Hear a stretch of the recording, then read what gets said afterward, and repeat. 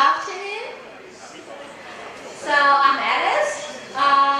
Maybe some of you already know me. Today we are glad to have Dr. Donna as our last keynote speaker. Yeah. So she is currently an associate professor in the School of Communication and Journalism and Communication at Chinese University of Hong Kong.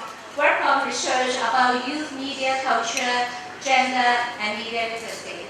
Since 2012, she has founded a media literacy summer project for secondary school students in Hong Kong. And then in 2017, she has founded Mass Media Academy, a social enterprise to engage in the teaching and learning of media information literacy in network society. And in the past,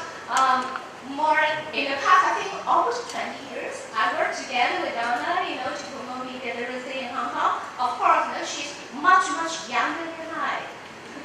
So now I would like to invite Donna to present her keynote speech. The title is Turning the Clock Back, Historical Perspectives in Media Literacy Education. Please, Donna. Thank you. I'm not that younger, but I have known Alice for more than 20 years. Thank you for your kind invitation, and it is indeed my honor today to share with you a case study of a media literacy education approach by a social enterprise I set up in 2017. I bet you all know what social enterprise is. It's about doing business. And to begin with, I think it all goes back to a passion I'm sure many of us share here. And about 20 years ago, I come across the term media literacy and media education. And I was so fascinated by the idea that by then I was a young person who believed that we should change the world and to make it a better world. And so I think media literacy education should be something that is good for everybody. And throughout the years, when this young person, that is me, grows much older, and eventually I understand that it takes a lot more than a passion. And for example, we need funding to get work started. And throughout the years, I don't really have a lot of funding, but in my university, they have something called knowledge transfer. Do you have it in your universities? Yes. They are saying that university professors should do something to turn their research output to something useful and beneficial to the communities. And so they give out some funding to encourage us to do different things. So in 2011, I got my first knowledge transfer funding to do a mass and media summer camp. And I have won it for 7 years now. So every year in the summer, I will organize a summer camp for secondary school students to meet in the Chinese University of Hong Kong. And in 2016, they gave out another call saying that for those who wanted to have more money, more funding, you could now apply for another funding, which is called Sustainable Knowledge Transfer Fund, Project Fund. It's kind of attractive, they are having another call next week for information session. I was kind of attracted because I wanted to have more money to do mass media. So I went to a session I went to the interview session, and I actually applied. And there was a panel of people. They were bankers and also consultants, business people. They asked me, you've got a very good idea of mass media. It's the first time they really get to know the word media literacy. And of course, I presented in a very flowery and passionate manner. And in the end, they were convinced that, okay, we can give you money, but we really don't know how you can make it sustainable. And then back then, in 2016 December, I said, don't worry. We are going to organize workshops and courses for schools about fake news, news values, and because Hong Kong schools love English-speaking courses, so we could use media literacy to blend in with English learning to make sure that we have some money. And if schools are too busy to take our courses, we can offer them digital detox day camp. So the panel, they were not convinced actually, because they think that people are not going to pay for these things. And then I said, don't worry, we are going to do a lot of publicity. So we are creating Facebook fan pages. We will give out information about media, so a lot of content, very colorful graphics, inspirational quotes. And in case you haven't not liked our page, it's called Mass Media Academy on Facebook. So the ultimate aim is to encourage people to think out of the earth. Because when we go to the Mars, there is a huge distance from the earth, so that we can have a distance to look at what's happening on the earth from afar. It will help us to become more critical and creative. So these people, they were convinced and they gave me money. And now I have big problems. I think the problems, when you try to win something, of course you presented it in a way that you eventually get it. And I got the money, and I really understand that what they mean by business model by the time when I start to talk to people. And the first thing I need to talk to people is to convince them, is to justify what it means by media literacy. And I think this is the same old problems over the past 20 years when I first came across this term. The same problems were why, what, and how. And I'm sure you and I here, many of us have been using this definition for years. It came from a 1992 conference which defined media literacy as the ability to assess, analyze, evaluate, and create media in a variety of forms. When I talk to my clients, sorry, I have to say that they are my clients and customers, and I'm not so sure whether they really understand what I mean when I use this definition. Because for the first thing, 1992 seems like, the age of dinosaurs many years ago. Because just 1 year after 1992, in 1993, for example, I'm not sure if you are old enough to remember this case in the UK, there was the abduction of a 3-year-old kid, James Boger, by 2 10-year-old boys. And back then, many people were so angry about the bad influences of media, and there was a wave of moral panic about the bad, negative influences or effects of media. But I also remember that it was the year when this man, Tim Berners-Lee, who invented World Wide Web a few years back, announced that he would make the web for all free. So he did have a mission. He believed that the web, the internet, should be made free for everybody to participate, so that it could be a place, a venue for where people could participate and to have meaningful, exchanges, and it would be good for the whole world. I have to insert here that last year, Tim Berners-Lee, in an interview by The Guardian, seems that not so happy about this web for all present state of things. But then 20 years, in 1993, it was the year when these two forces were clashing, were formulating at the same time. And after so many years, when I have to talk to convince my customers that it's essential to have media literacy, they are mostly likely coming from the traditional media inference paradigm. So that it's easier it would be easier to tell them that, media are so bad, so you have to hire my company to help you to solve it. But then it's actually a very different environment nowadays. Say, for example, why do we need to have media literacy? One thing is that I can tell them that it's because we have access to it. We are always on. This is an always on culture. And I can also tell them that, okay, now it's important because I can help you to teach your kids to analyze like fake news, evaluate misinformation, and maybe I can tell them how to create a shop. So these are the things that I found confusing when I'm trying to explain to my potential customers, because like they're educators or they're youth workers, they have to figure out what actually I can offer them in terms of concrete output, or if we have to say it, products. So like all of us, we are always doing something similar. We always look around for examples from different societies. Just like I learned a lot from my colleagues here, what everybody is doing. But I have been learning, I have been reading and learning from different societies, and I have to say that every society has their own problems, right? Even though we are presenting the bright side of the story, I'm sure there are many difficult moments.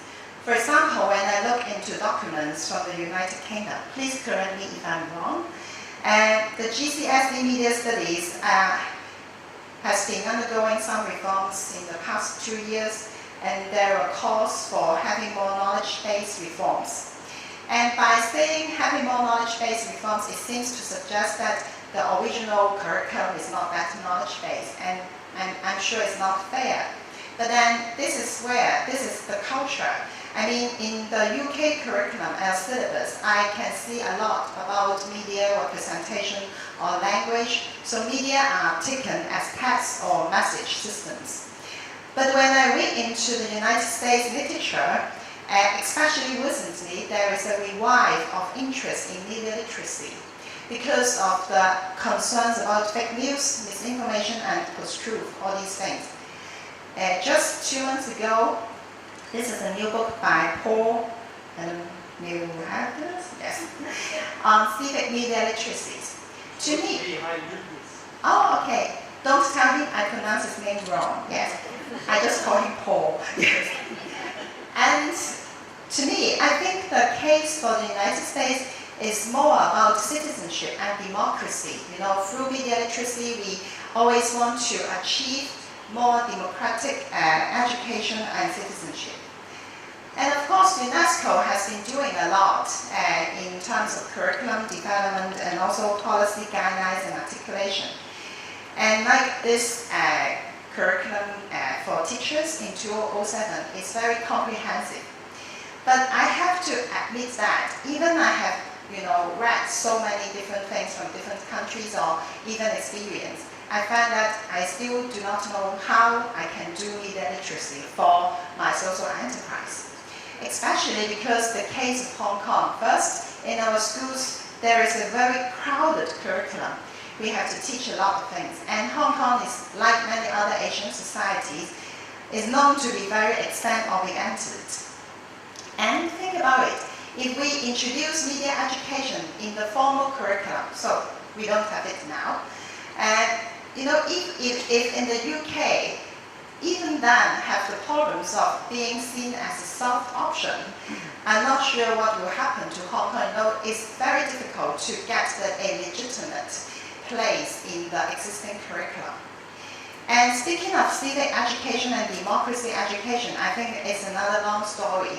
And I'm sure that Hong Kong already has, a very hard time to maintain the original form or ideals of civic education. It has a lot to do with the post-1997 media.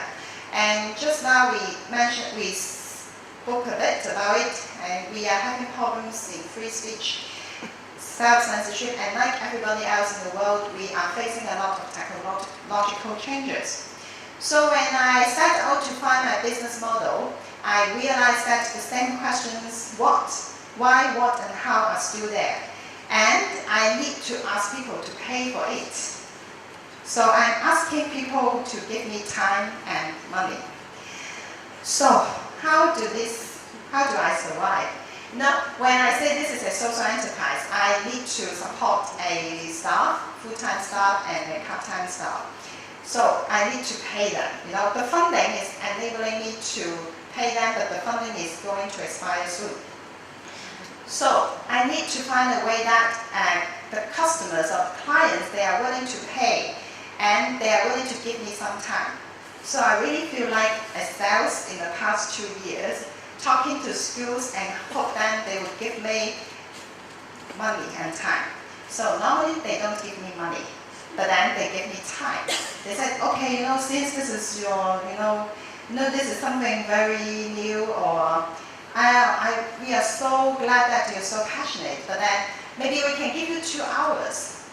See, you can try if your media literacy approach work, but then I'm afraid we don't have money to give you. So I just go for free. So basically, my social enterprise is not earning money yet. And with all these constraints, I decided a workshop called The Earth in a Blink of an Eye. And to make a long story short, this is a workshop that can come in different forms. It can be 1 hour, 2 hours, or 6 hours. And participants will have to complete 3 tasks. In the workshop, they are going to solve 3 problems that includes present, past, and future. No, because I brand myself as mass media, so that I tell everybody that you are now working for Mass Intelligence Unit, and I'm Agent Donna, so you have to work out a few tasks within the next hour or so. So this is what's going to happen in the workshop. I will show them first the first task, the first Mars mission. I will show them a snapshot of the Earth, so it will change from time to time. But recently, I'm using this one. I will show the snapshot to the participants and tell them that, okay, we have to communicate with the Martians what's happening on the Earth. So like this is a snapshot. I will call this selfie. And if you just check on Google, there are some funny definitions from Urban Dictionary, and people might not find it too formal, so that maybe they would rather go to Oxford Dictionary. So in any case, I invite the participants to start thinking about if they have to introduce the communication on the Earth to the Martians, what snapshot they would give. So they will be given time to draw out something. And it's a very interesting task because I have been doing it with different people, different age groups.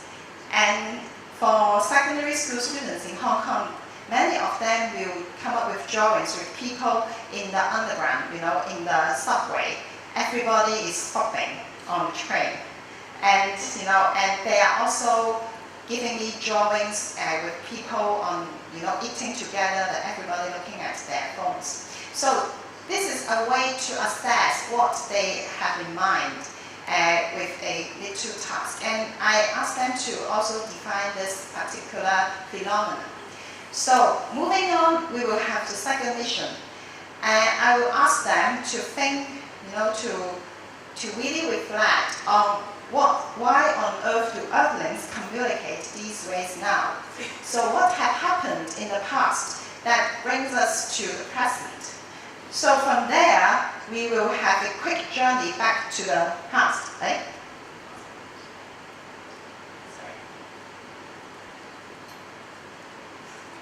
I don't know what I just pressed.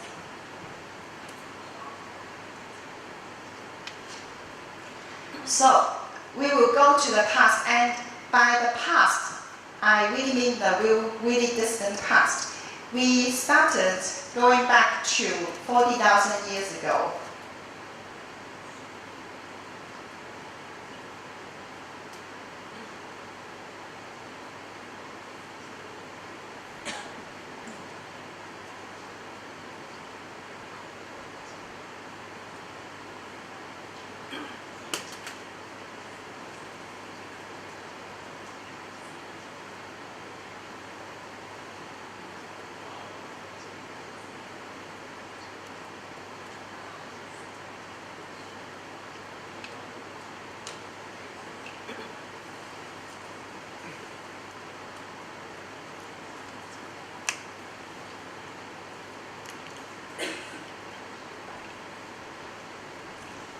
So we go back to the 40,000 years ago, and we always start with the cave paintings.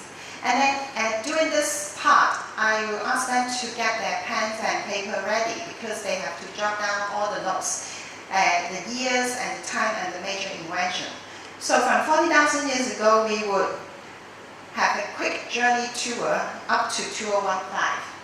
And during the process, we will go through different milestones, as you can imagine, like 6,000 years ago, the invention of writing, and 1450, the invention of printing press, and 1830, the invention of telegraph. And we I just gave them facts. I don't do any other explanation. Sometimes maybe I'm more talkative, and then I will say that.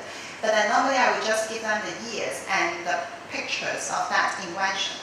So we will go up to like 2010 and start. I noticed that for younger people, they become really interested after when I enter the 2010 because it's closer to their experience.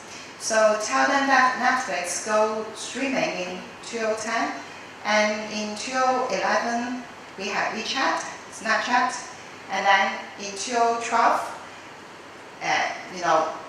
I don't always show it to everybody, but to adults, I say that, Tinder only arrives in 2012. In 2013, we have May 2, and it always generates some laughter because I'm asking whether people are using this app to beautify themselves. Do you? Okay, yeah. You don't have to answer me actually. I do. So, this is me, and I'm showing them the real one. So I will caution them here that the earth is becoming more dangerous than ever because we are imbued with fake news, fake faces, and fake lives. And I always stop in 2015 with that emoji because it was the word of the year in Oxford Dictionary. So this is just a very short highlight. I would ask them to identify the major patterns and changes from the timeline. So the first thing they had to do is to really draw out the timeline. And I asked them to space out the years. So from 40,000 years to 10,000 years ago, it was a huge distance. But then in the past decade, it was really close and very packed and very intense. And there are many new innovations almost every other year. And in this part, we would have students talking after they come up with this discussion and also their drawing. And I have to say that, depending on different levels and different, package, if we are doing it for 1 hour, it's obviously much briefer. But then if we have more time, I realize that students are actually very smart to come up with all kinds of observations from this timeline alone. And eventually we come to the last mission. The final mission, I invite them to imagine what would be the next major invention. And this part, again, I will give them papers to draw. And it's so funny because almost always people think that the next major invention would be we do not have to carry any gadgets and devices. So we don't even need to have our phones. Our phones already are so small and handy, and they still don't like it. They want to get rid of it, and still they want to be able to record everything with their eyes, so just like in the Black Mirror. And some of them say that in the next major invention would be a machine that enables everybody to speak the same language. So we could have simultaneous translation, interpretation at the same time. But I always like to share this story because almost every time, if I'm working with a small group of people like 16 or 17 years old, I always come across a few young people saying that they want the next major invention to be something more nostalgic. So they will revert back to writing letters to each other physically, not electronic, not digitally, because they are so tired. Because this is the debriefing session, so they are always saying that they have been telling me that they are very tired. And think about it, it's really very tiresome. As digital immigrants, I don't like to call myself immigrants because I think I'm very immersed into the digital media as well. But then we have at least known the time before we have to respond to every message. But for young people, they have lived their whole life full of these messages. So instead of imagining that they are particularly savvy in media, I think we need to face the fact that they are already very tired. And the fact that young people are leaving Facebook is not because Facebook is getting old, because Facebook was invented in 2004 and went public in 2006. My students, they always realize that they are older than Facebook. So Facebook is not that old, but then they are so tired, fed up with all the messages and information overload. So we finished the workshop in this way, and I want to say that I have been doing it with secondary schools. Some in Hong Kong there is a newspaper, they have junior reporter scheme. I've been doing it with charities and NGOs, and recently I have done a workshop with a corporate team of Hong Kong, NCR Hong Kong is quite fun. So these are some of the snapshots here. And here I want to summarize why I think that we should turn the clock back and consider introducing historical perspectives in media literacy education. Because summarized from my experience in the past few years, especially I have been doing it intensively in the past 2 years, and I think that it has a few good things with it. The first is that it's task-oriented. So when I announced that, okay, we have to complete 3 tasks, I'm not sure if this is a very Asian mentality or what, but then people are so concentrating, they are so attentive, they are so afraid that they will miss out anything, so that it becomes very engaging and very fun. And I think this is a bit different from many other media education approaches, because very often we feel that media are problems, so that we need to have media literacy to fix it. But to me, I think these historical perspectives concentrate much more on tasks and do not see media as problems. And by working on a timeline, I believe, I'm trying to be more objective. Of course, I'm aware that history can be subject to a lot of interpretations. And it is, we can always go to a debate, start a debate about who invented radio, for example. But then here, I'm taking a very matter-of-fact approach, so I just give them years, and also the major invention of media, because I want to be less value-laden in the process. So I don't really give any judgments, I just give them the time and the medium. So they are free to, at least at that particular point, they can just infer from the timeline what has happened in the earth. I think this approach is quite useful in terms of critical thinking, because obviously I don't have model answers. Of course, there are always a range of answers I can expect, but then sometimes students will find patterns that I have not noticed before, and then they are very good at finding relationships. And because there are no fixed answers, and they know that, because they know that, they're not going to take an exam, so they feel happier or freer. They don't really have big pressures to give me model answers. And when it comes to the part in the future imagination, it also encourages creative thinking. And because this part, they, somehow I am asking them to do this imagination based on the past. So, it doesn't just come from nowhere, when we think about the next major invention, you are referring back to what has happened in the past.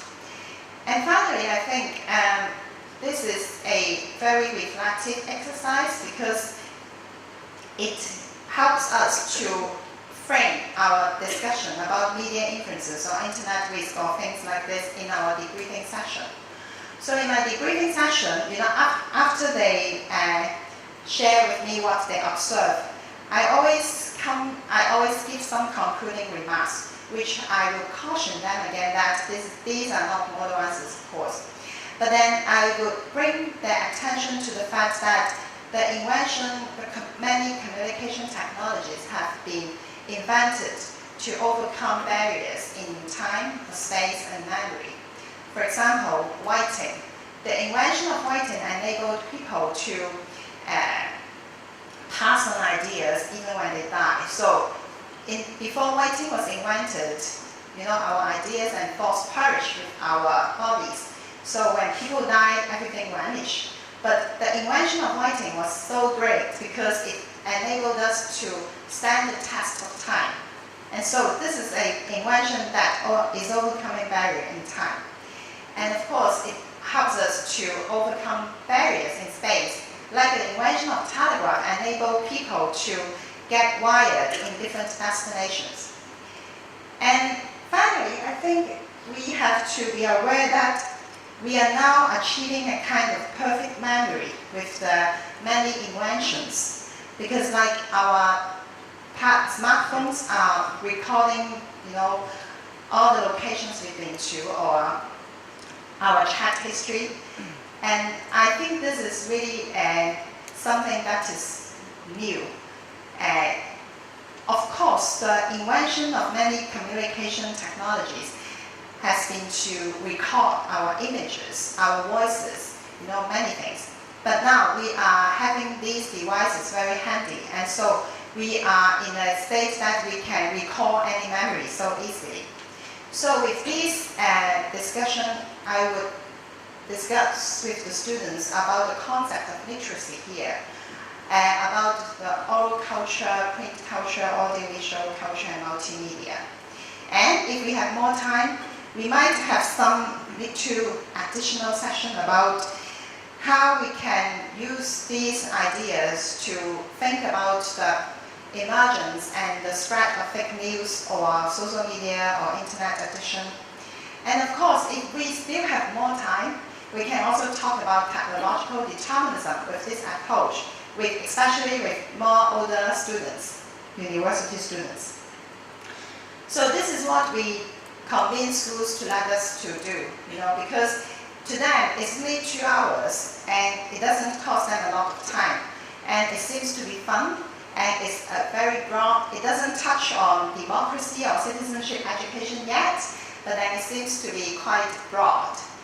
And so some schools, they invited us to do 6 hours day workshop.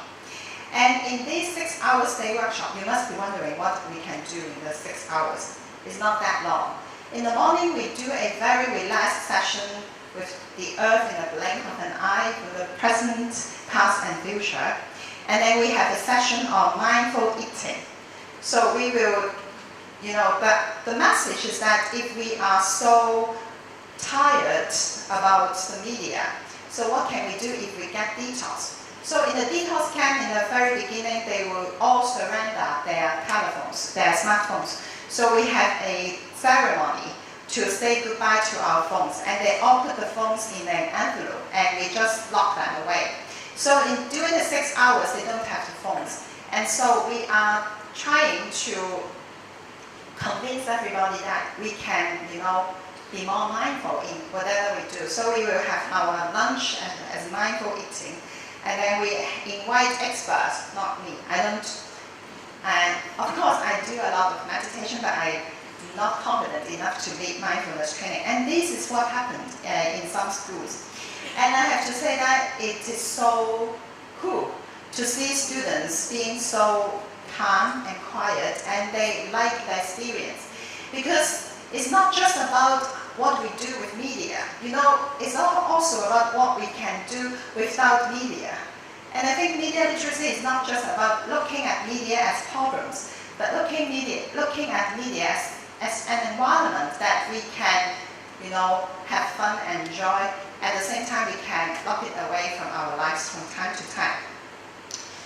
So this is how I try to invite people to think out of the earth with me. And, I think to me, media literacy can be a lot of things. It can be really complicated. There can be many different versions. But ultimately, I always give this sentence to the participants. I hope that there are many things that have changed, but something has not changed in the past 40,000 years. It will be its most precious to live in the present. And so this is how I conclude my workshop, The Earth in a Blink of an Eye. And it's really quick. And I have to say that now there are signs that people are buying this idea, and I start to have schools paying for this. Are you happy? If you want to, yes, okay, thank you. But this is still very hard to make this sustainable. So if you are interested in this and want to make a booking with us, you're welcome to book with Mass Media Academy.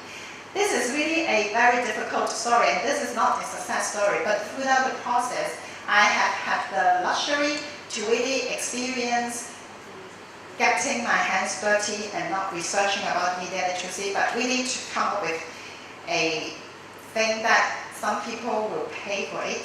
I think to me this is quite satisfactory already. So thank you for your attention.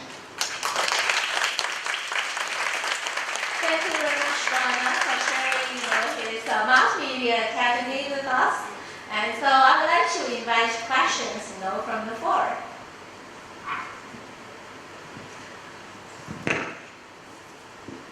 And so, any questions? No? Are you interested in making an appointment? Hello, I'm Michael from Sweden. Thank you very much. This was very inspiring. I really admire your work. Congratulations. I wanted to ask, when you talked about your customers, and you ended talking about these schools that you come out and do for these 6-hour sessions with the students. Very interesting. But you also have commercial customers from different businesses, and how does that play out? Yes, thank you for your question. And because I find this is really hard to ask schools to pay.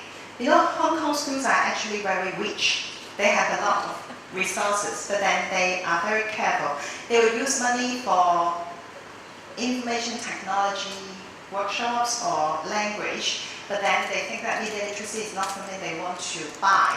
So because of that, I begin, our team, actually just me and 2 other people, try to approach commercial customers and say, for example, we will, recently I gave a workshop, The Earth in the Blink of an Eye, to a group of corporate media people.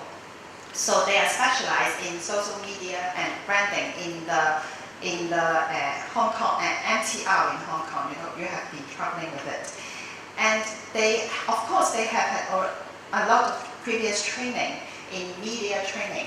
So people are telling them, teaching them how to handle crisis and whatever. But then they realize that they don't really understand what's happening to media, why media is like this, why media is getting so scary, and what's happening with social media. So that because of that, they realize that we might be able to provide them with some perspectives. So we are having these customers, and there are more, coming, because we are approaching business people because they need a lot of media training. So this is one source. And to be very honest, I think to do media literacy and hope that the social enterprise can survive is quite unrealistic. So I'm not sure, but we are diversifying our business. Any questions?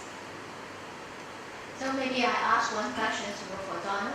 All over the years, you work so hard. What keeps your passion? I don't know, maybe I'm just pretending to be the young person 20 years ago. I think, I don't know, throughout the years, I have been seeing many people getting an interest in media education because I think media is so dominant in our lives, and we all realize that we need to do something about it. But then we always cannot really find, the ways to talk to people, to convince people. And this is very tiresome actually, so I'm not as passionate as before, especially when, I'm running this. At one point, I even think that I'm kind of stupid to start this social enterprise.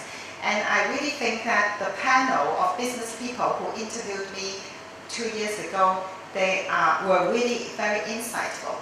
they already see that I'm not going to succeed. But then because anyway, okay, you are a professor with some research output and you really want to change the world, we like to try. So I'm not sure if, thank you for your question, but I'm not sure if I'm passionate, but I think that we need to be persistent and try to be resilient and to find some ways. And so in this sharing, I really want to highlight the importance of having a historical perspective and also have a broader sense of time when we are doing media education. Because if we are always looking at the present or the new inventions, and it feels like it's very difficult to catch up with all these changes. And I realized that when we turn the clock back, actually the students, they enjoy it because they have the possibility, they have time to really see what's happened in their grandparents' time.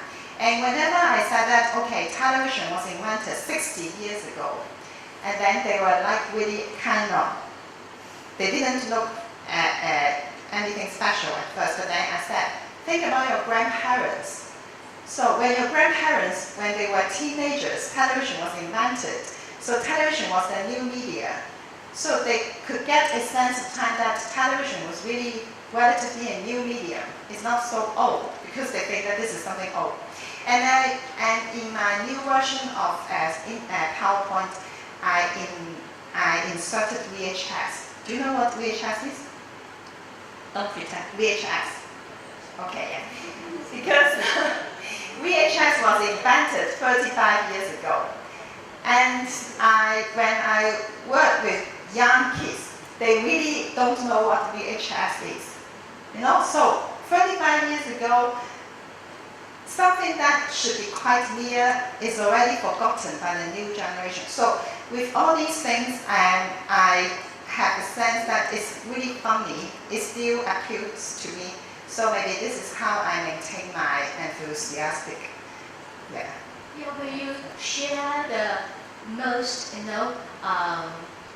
maybe happiest or most exciting moment, in doing media education in the past years? After I won this also enterprise, the most exciting moment was that a school would give me market price to do a detail scan. And no, it's seriously, it's true. And to me, I think the happiest moment is that I see students really immerse into the experience. And there are many such moments. And I'm quite, every time when I see young people, when I say young people, they are between 15 to 18 years old. When I see them laugh, shine and speak up, and then they share with me their boredom with the media, I feel that we can create a connection. And this is how education happens. And this is my happy moment. Hi. Could I just ask some practical questions? How much do you charge for a student? And it is a private business. Do you cover your costs? Thank you. This is an embarrassing question because I have a feeling that I charge so cheap. Okay, we charge hourly. So, you want Hong Kong dollars or what? Okay.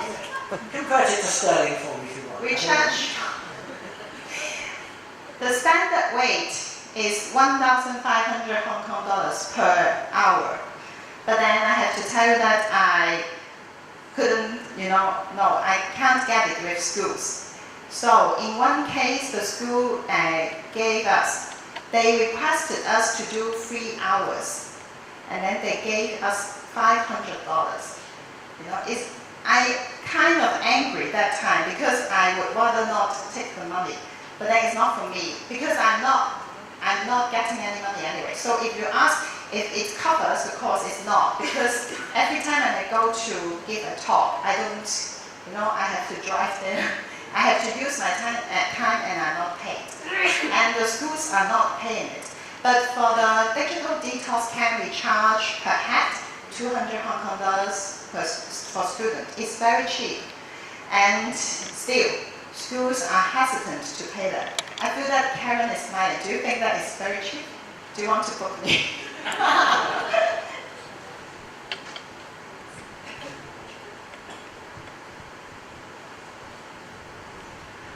Thank you for that. I agree with you in terms of looking at the historical context of some of the technologies and those sorts of things. And I know that you clearly have a really tight time frame to run these workshops, 1 to 6 hours. But I guess I wonder if there's not a more, if there's another practical way that you could do a similar kind of task, but where children or the young people actually get to do some kind of media production and use that as the critique, I guess, for what you're doing, and if that was an idea, or if that's something you can talk about. Thank you. I have been doing it for many years. And I think, actually my PhD research was about the production of media in schools. So I did ethnographic study in 2 Hong Kong secondary schools to look at how they produce their campus television and campus radio. And I believe that this can be a way to learn about media. But I have to say that this is really time-consuming, actually, and it's quite tedious. And students lose interest pretty fast because they quickly realize that their words are not comparable to the media they see. But of course, it was in the past. But at present, I think young people, they are more, savvy in doing media production without any training already. And so this is because I really have to find a quicker way, so I cannot really do media production in the present case, but I have been doing it. And about 12 or 15 years, I don't remember how long. And years ago, I worked in the public broadcasting in Hong Kong. I am a TV director and producer. And we produced a TV program and invited young people to join us. Because at that time, I was already very passionate about media education. So the idea was to invite young people to make the programs that would eventually be broadcast on air, in TV. So we recruited a lot of young people, 20, and we split them into groups and teach them how to do media productions. And we call this program YTV, Youth Television. And it's a very stressful experience. I was one of the producers, and the students eventually they came up with something, and the senior people in the TV station thought that their words were so, not bad, but very ordinary. It couldn't be shown in the standard television. But then we promised the young people that this is a YTV, so we have to show it. So to compensate, we as producers modify the program, revise the content, add with something interesting, highlight more graphics. So eventually it was no longer their words. So they complained, they were upset. And in our debriefing session, one young person said that, do we help you to serve your needs and interests? So when you ask about this media production question, it brings me back this memory which hurts me a lot back then. Because I think that we were thinking that we were doing something good to this group of young people, but then eventually the TV executives and the young people were both upset. So I might be answering too long, but this is what I want to respond about media production. Thank you. Any more questions? Well, if not, so I think this keynote speech brings to the end of our international conference, and thank you very much, to you for joining us here. And Julian, do you want to speak a few words? Well, I've written that. So I've just sent myself the notes, what I'm going to say, and I can't find them. So here we go. Okay, I'm going to finish with a quiz question for you. You have to count these countries, actually regions, and tell me what they have in common. You ready? Australia, Philippines, Sweden, England, Scotland, Wales, US, China, Canada, Japan, Macau, Czech Republic, Italy, Russia, Taiwan, Latvia, Singapore, Germany, Croatia, Belgium, Portugal, Thailand, Malaysia, Malta, Spain, Finland, South Korea. What links?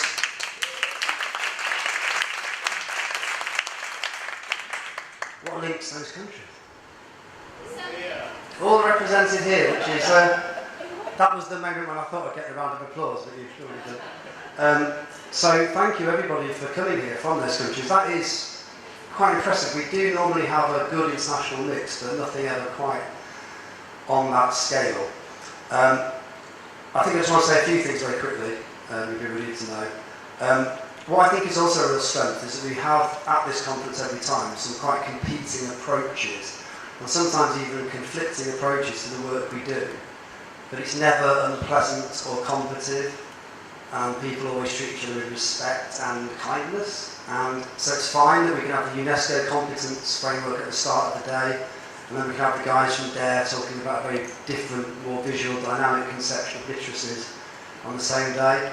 It's why we can have a group of young people on the front of the stage fielding questions from academics without it seeming weird, like a kind of flipped conference at the end of the first day. And it's why we can hear about each other's work from all of those regions and still, I think, be able to find common strands, because the project of what we're trying to do is a shared endeavour, despite the fact that we come at it from different points in that and meet in that kind of intersection. One important reminder, you are all invited to present your work to a couple of journals. One is Media Practice and Education, and there's information about that in the programme. We will publish a special issue next year with papers from the conference. And my colleague Andrew Byrne has also just tweeted about a new journal. I think we put it on the screen yesterday as well. So please try to convert the research you presented here today, if you haven't already, into an article so we can spread it out further to open access across the world even more. But imagine if all of those 27 countries formed one new international project or collaboration. The multiplying effect of all that would be tremendous, I think. So finally, to say, I have really loved this conference. If I wasn't stressed out of my mind the whole time trying to hope it all works and that everyone here is okay and it's all going well, I think I would have really loved it as a delegate, but I enjoyed it anyway, despite all the anxiety that I carry around and impart on others as I go. But I do need to thank some really important people in making it happen. Obviously HKBU Alice, so thank you for accepting the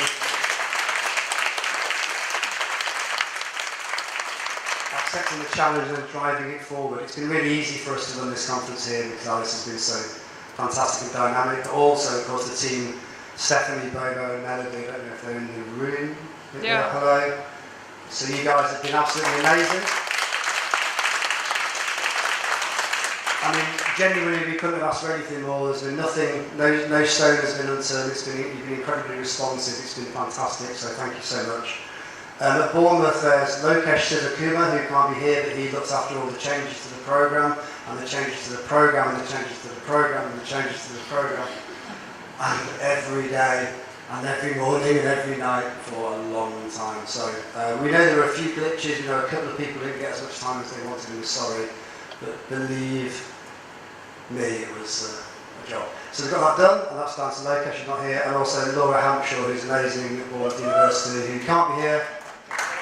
But has been so supportive that she's pretty much working in our time zone now from the UK, and then still get to work all day for the day job, so she just really hasn't slept for a week or so. And the Kent team who travelled over, so Anna Maria, thank you, Mark, thank you, and Karen, thank you.